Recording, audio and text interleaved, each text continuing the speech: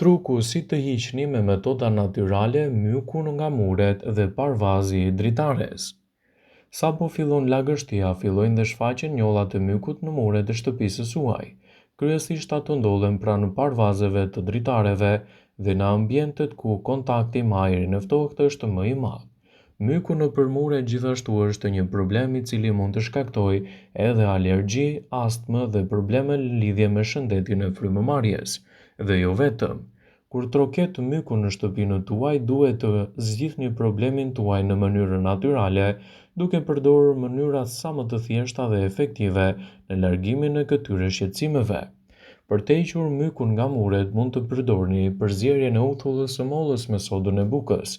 Aplikojeni këtë përzierje në muret tuaja.